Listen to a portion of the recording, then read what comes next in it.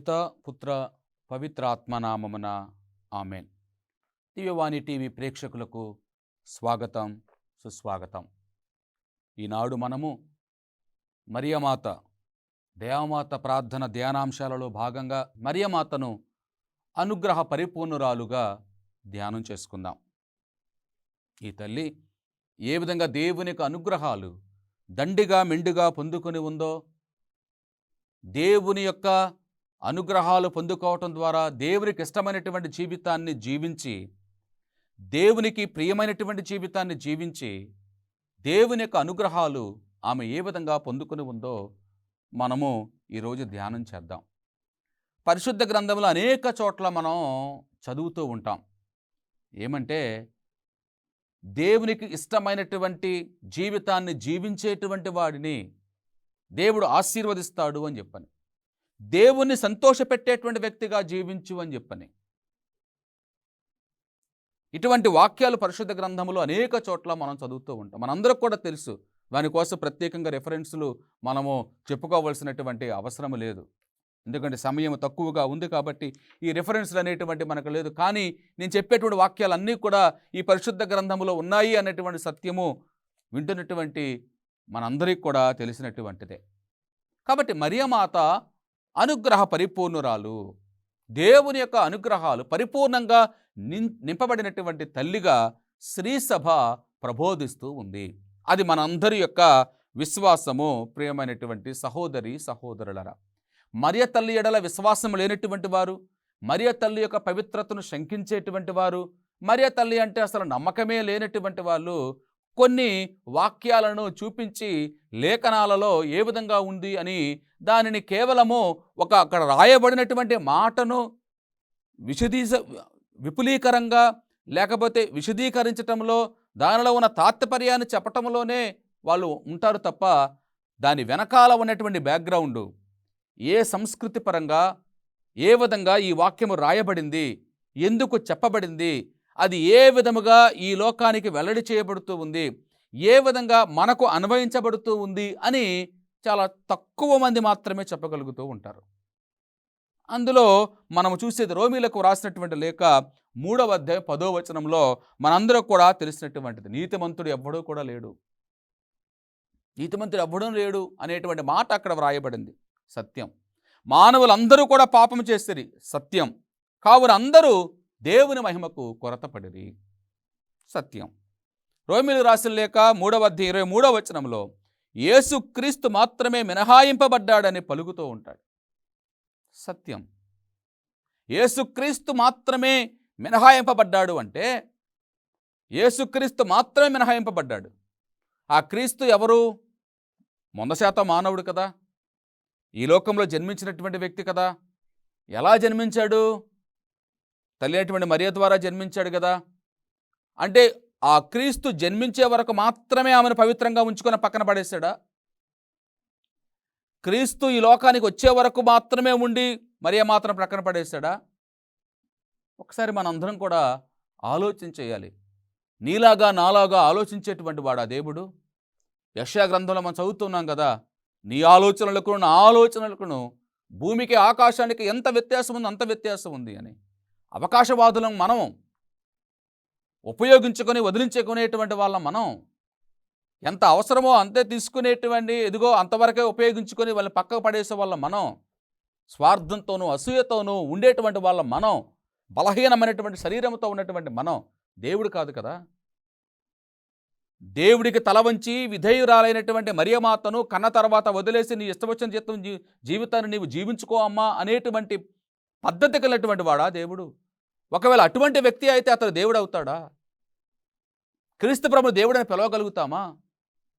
ఆయనలో ఉన్నటువంటి పవిత్రత తన తల్లిలో గనక లేకపోతే, ఆయన ఎంత పవిత్రుడో ఆయన అర్థం చేసుకున్నప్పుడు ఆయన కన్నటువంటి తల్లిని కూడా తాను ఏ విధంగా పవిత్ర మూర్తిగా ఏర్పాటు చేసుకున్నాడో అది మనకు అర్థమయ్యుద్ది. ఒకవేళ ఆమెలో గనక ఆ పవిత్రత లేదంటే క్రీస్తులో కూడా పవిత్రత లేనట్లే కదా. అందుకని క్రీస్తు తత్వము మరియ తత్వము ఒకటే అని శ్రీసభ ప్రబోధిస్తూ ఉంటుంది. విడరానటువంటి బంధంగా శ్రీసభ ప్రబోధిస్తూ ఉంటుంది. ఆ తల్లి అనుగ్రహ పరిపూర్ణురాలు. హెబ్రీయులకు రాసినటువంటి లేఖలో 4వ అధ్యాయం 15వ వచనములో మనం చూస్తున్నాం. మన బలహీనతలను చూసి సానుభూతి చూపలేనటువంటి వాడు కాదు కదా మన ప్రధాన యాజకుడైనటువంటి యేసుక్రీస్తువు. అంతేకాక మనవలే శోధింపబడి పాపము చేయనటువంటి వ్యక్తి మన ప్రధాన యాజకుడు అని చెప్పి ప్రబోధించబడుతూ ఉంది. కాబట్టి క్రీస్తు ప్రభువే పాప కలంకము లేని వాడని, మిగిలిన వారందరూ కూడా దానికి బాధితులే అని ప్రకటించబడుతుంది. కానీ మన తల్లి అయినటువంటి స్త్రీ సభ మనకు బోధించేది ఏమనగా, యేసు ప్రభు ఈ లోకమునకు వచ్చుటకు దేవుడు త్రిత్వైక సర్వేశ్వరుడు మరియను ఎన్నుకున్నాడని, మరి ఆ పవిత్రమైనటువంటి దేవుని లోకానికి అందించడానికి ఒక పవిత్ర గర్భము, పవిత్ర స్త్రీ అవసరమైందని, ఆ వ్యక్తి మరియ మాత్రమే అని, ఆమెను మాత్రమే దేవుడు ఎన్నుకున్నాడని, ఆమె తప్ప మరెవ్వరూ కూడా ఈ లోకంలో, ఆమె కాబట్టి ఇంకొకరు కాదు, ఆమెను మాత్రమే దేవుడు ఎన్నుకున్నాడు అంతే. ఆ యుగములో, ఈ యుగములో, ఈ రక్షణ ప్రణాళికలో ఈమెను మాత్రమే దేవుడు ఎన్నుకున్నాడు. ఈమె ఎడల మాత్రమే తన అనుగ్రహాన్ని చూపించాడు. నన్ను మాత్రమే దేవుడు ఎన్నుకున్నాడు, నిన్ను మాత్రమే దేవుడు పిలిచాడు, నిన్ను మాత్రమే ఇదిగో ఈ విధంగా కూర్చుని దేవుని యొక్క వాక్యాన్ని ఆలకించేలాగా చేశాడు. కోట్ల మంది ప్రజలు ఈ ప్రపంచంలో ఉంటూ ఉండగా నిన్ను మాత్రమే, నీ స్థితికి తగిన విధంగా మాత్రమే నిన్ను మాత్రమే ఆశీర్వదిస్తూ ఉన్నాడు. నీ ఎడల ఆయన యొక్క ప్రణాళికను వ్యక్తం చేస్తూ ఉన్నాడు. ఇది మనందరం కూడా గ్రహించాలి. దేవుని యందు ప్రియమైనటువంటి సహోదరి సహోదరులరా, లూకా సువార్త 1వ అధ్యాయము 28వ వచనములో చదివినట్లయితే, గాబ్రియేలు దూత పరిశుద్ధ మరియ వద్దకు వచ్చి అనుగ్రహ పరిపూర్ణురాలా నీకు శుభమమ్మా అని చెప్పనంటూ ఉంది. అనుగ్రహ పరిపూర్ణురాలా నీకు శుభము. చాలా గొప్పనైనటువంటి మాట.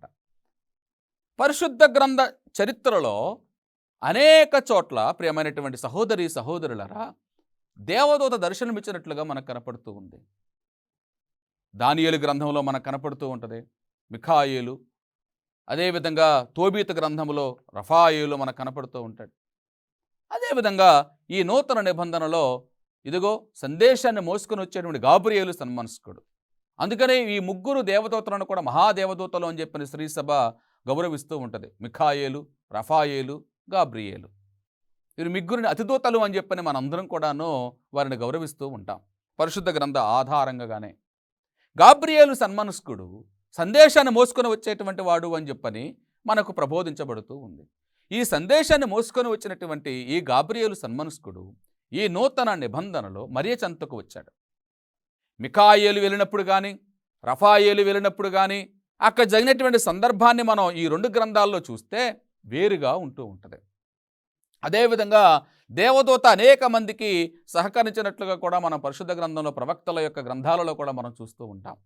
కానీ ఇక్కడ గాబ్రియేలు సన్మనస్కుడు సందేశాన్ని మోసుకొని వస్తూ మరియ మాతను చూసి సంబోధించినటువంటి మాట ఎంత గొప్పనటువంటిదో మనం చూడాలి.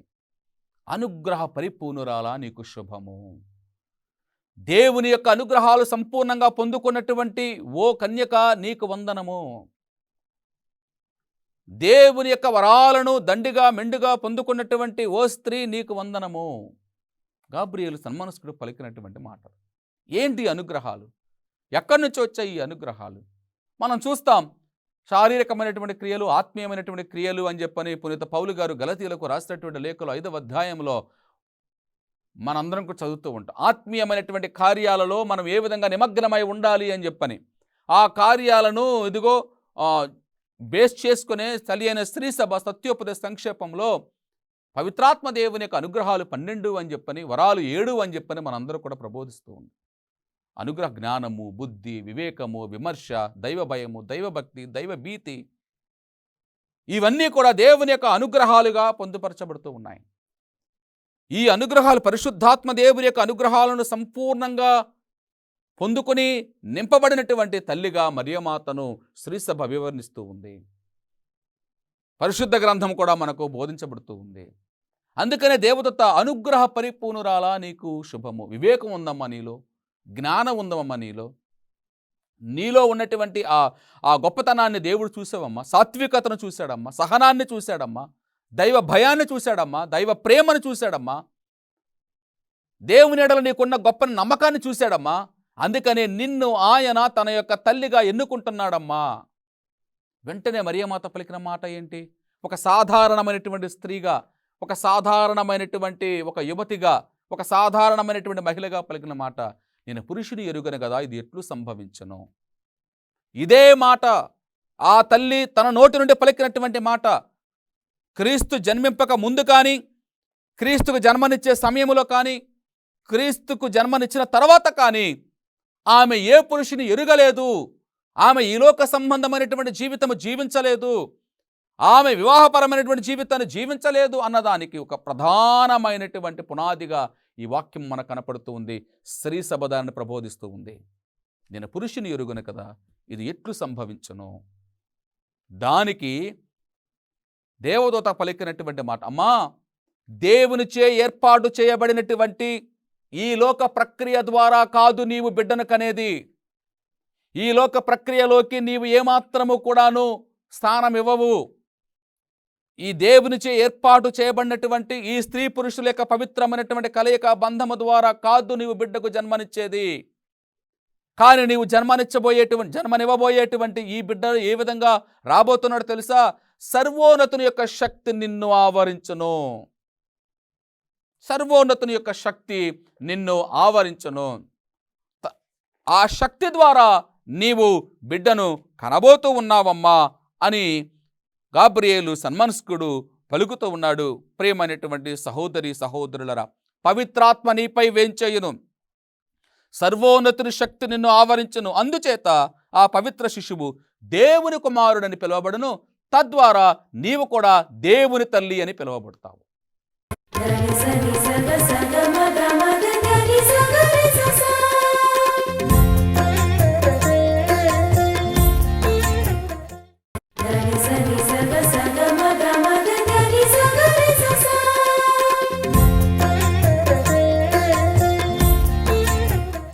కాబట్టి మరియమాత గర్భము ధరించింది సర్వోన్నతుని యొక్క శక్తి ద్వారా, పవిత్రాత్మ శక్తి ద్వారా. ఆ పవిత్రాత్మ శక్తి ఎలా జరిగింది అని అనేక మందికి అనుమానాలు ఉండి ఉండవచ్చు. దానికి ముందే ఎలిజబెత్ అమ్మ యొక్క జీవితంలో ఏం జరిగిందో మనకు తెలుసు. వృద్ధాప్యాయంలో ఉండి విధవరాలుగా ఉన్నటువంటి ఆమె, వృద్ధాప్యాయంలో ఉండి గొడ్రాలుగా ఉన్నటువంటి ఆమెకు దేవుని యొక్క అనుగ్రహం ద్వారా బిడ్డ జన్మించడం అనేటువంటి ఒక అద్భుతమైనటువంటి కార్యమే కదా. అదేవిధంగా వృద్ధాప్యాయంలో ఉన్నటువంటి సారాకు ఇసాకు జన్మించటం, అది కూడా గొప్పనటువంటి అద్భుతమైనటువంటి కార్యమే కదా. వయసు మళ్ళినటువంటి వారికి దేవుని యొక్క అనుగ్రహాల ద్వారా మహా అద్భుతం జరిగితే, అద్భుతం అనేటువంటిది కేవలము మానవులమైనటువంటి మన యొక్క దృష్టికి అందనటువంటిది, మన మేధస్సుకు అందనటువంటిది, మన జ్ఞానమునకు అందనటువంటిది, దానిని అద్భుతము అని చెప్తూ ఉంటాం. ఆ అద్భుతం అనేటువంటిది ఇక్కడ జరుగుతూ ఉంది. నిర్గమాకాండము 40వ అధ్యాయంలో 34-35 వచనాలు గనక చదివితే, ప్రియమైనటువంటి సహోదరి సహోదరులరా, అక్కడ ఒక చక్కనైనటువంటి మాట మనకు ప్రస్తావిస్తూ ఉంటారు. అక్కడ దానిని, ఆ యొక్క సందర్భాన్ని వేద పండితులు మరియమాత యొక్క పవిత్రతకు ఆపాదిస్తూ ఉంటారు. అదేమంటే, మేఘము సమాగమపు గుడారమును కప్పివేసెను, ప్రభువు తేజస్సు దానిని నింపివేసెను. మేఘము గుడారమును కప్పుట వలనను, ప్రభువు తేజస్సు దానిని నింపివేయట వలనను మోషే గుడారమున అడుగు పెట్టలేకపోయాను. ప్రభుని యొక్క తేజస్సు, సర్వోన్నతుని యొక్క శక్తి, పవిత్రాత్మ సర్వేశ్వరుడు వేంచేసి రావటము ద్వారా ఆ గర్భము దేవాలయముగా తయారయ్యింది. ఆ దేవాలయములోకి ఇదిగో పవిత్రమైనటువంటి దేవుడు తప్ప ఇక వేరెవరు ఎవ్వరూ కూడాను దానిలోకి ప్రవేశించలేరు. మోషేనే ప్రభు తేజస్సు చూసి ప్రవేశించలేకపోయాడు.